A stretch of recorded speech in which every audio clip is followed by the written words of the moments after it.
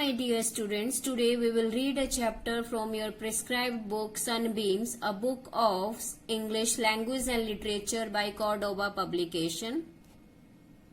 So this is the title of your first chapter.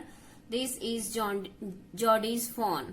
Has been written by Marjorie Keenan Rowling, who was an American author. So first of all, I will give you the introduction of this chapter.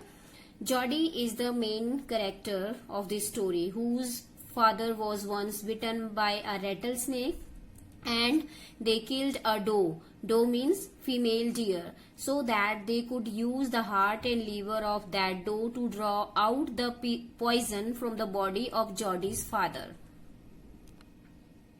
This story starts from Geordie's concern about the fawn.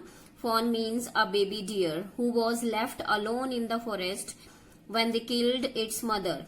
Geordie could not keep that fawn out of his mind, so he went to his father and tried to convince him to bring that fawn to their home. His father allowed him to go on a search for the fawn, but Geordie had to take permission from his mother also.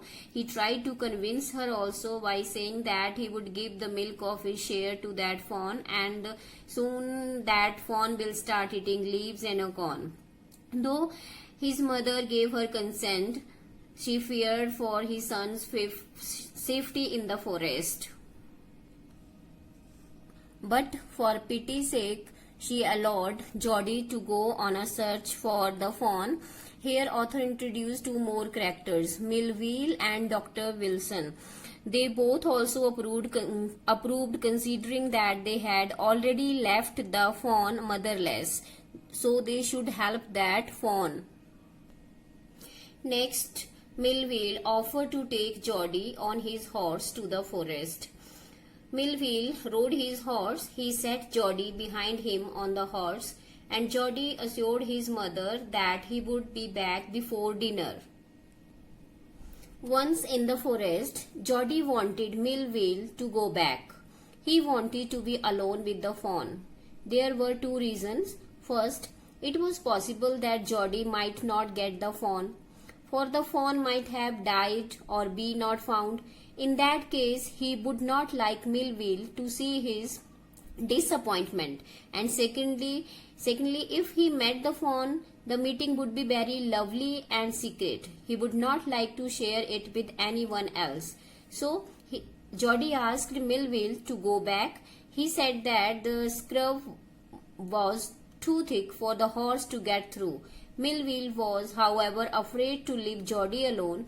He said that Geordie could be lost in the forest or bitten by the snake. Geordie, however, said Melville did not have to worry, he would be careful. So Melville went back. After some time, Geordie came to the carcass, means dead bodies of the doe. There was a dead body of that doe killed by them. The fawn was not found nearby. He tried to look for the small hoofprints. Hoofs means footprints, but in vain. Then there was some movement directly in front of him. Geordie was overjoyed to see his fawn. It was shaky, but it did not try to rise or run. That fawn did not try to run from there. On finding the fawn, Geordie laid his hand on the fawn's soft neck. He was very happy to feel it. Geordie lifted the fawn from the grass very softly. He feared that the sight of its mother's carcass might make him sad, so he avoided that way and went through the bushes. It was a difficult walk. He was carrying the fawn in his arms. It was a long walk through the forest. Then Geordie came to the road that could take him home. Now he stopped to rest. He put the fawn down. It bleated and looked at Geordie. Bleated means sound made by the fawn. Then he said, I will carry you after I get my breath.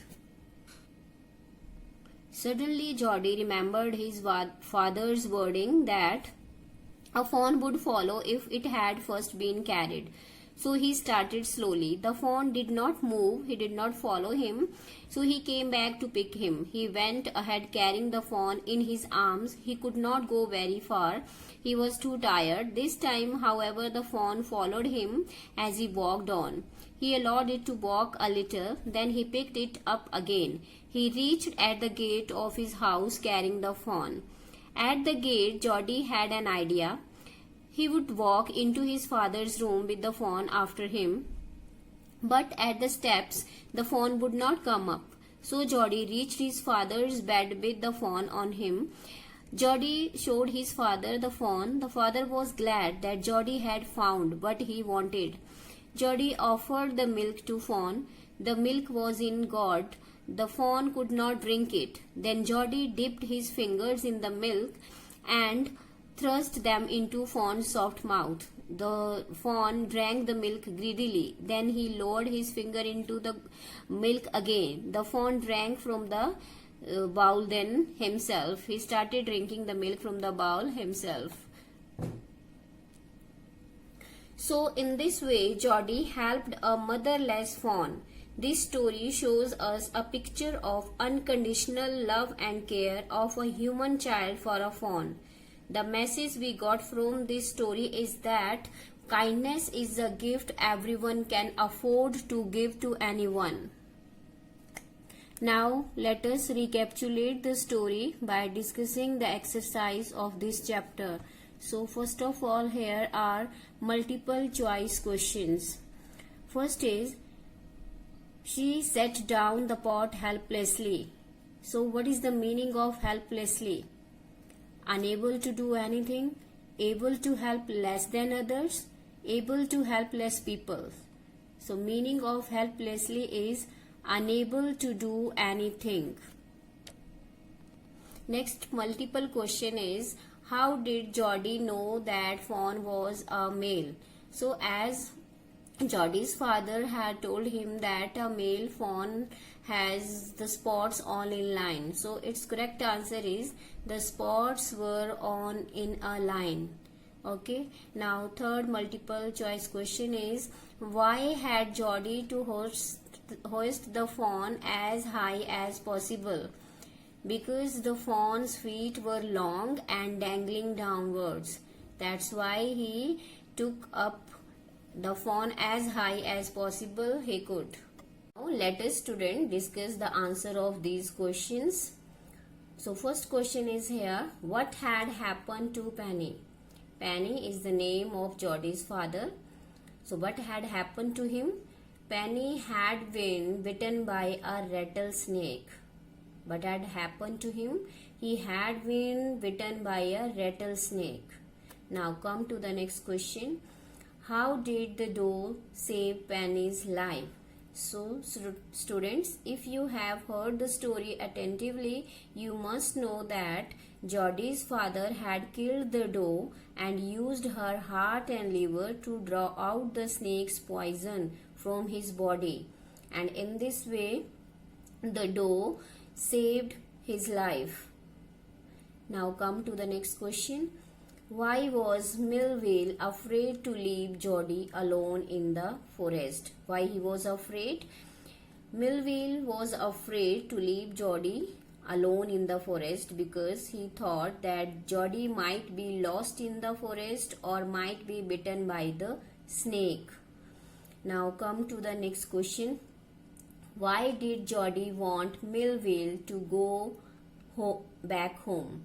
Why did Geordie want Millvale to go home? Because Geordie was not sure that he will be able to find the fawn and he did not want to show his disappointment to him. And if he will be able to find the fawn, then he wanted to keep that meeting secret. So he wanted Millvale go back home. Hope you understood the answer. Now next is the fifth question is, describe how Geordie brought the fawn back home. So let me tell you the answer of this question, how Geordie had brought the fawn back home. So first of all, Geordie picked the fawn into his arms and proceeded to home. and after some time and distance, he kept the fawn down and took some rest. And later on, the fawn followed him, and in this way, Geordie brought the fawn back home. Now, come to the next question. Our last question is, how did Geordie feed the fawn? What he did to feed the fawn? So, Geordie dipped his fingers into the milk and let the fawn to suck his fingers. He did so several times, and finally the fawn drank the milk himself. So, students, after discussing the answer of these questions, you must have understood the story very well. Okay, now let me tell you the different characters of this story again. As we know, Geordie is the main character who was worried about the fawn, took him to his home and took care of it also. Second character was Mr. Penny, father of Geordie, who was bitten by a snake. And third character was Mrs. Baxter, Geordie's mother, who was worried about his safety in the forest. Fourth character was Millvale, who offers Geordie to give ride on his horse in search of that fawn. And another character was there, Dr. Wilson, who tries to convince Geordie's mother to let him go in search of the fawn. And two animals were also there. Without them, story of this chapter could not be completed. Those were doe, who was killed by Mr. Penny, and the fawn, the baby of that doe, who was later taken care by Geordie at his home. So students, hope you will have enjoyed and understood the story very well. Okay, then have a nice day.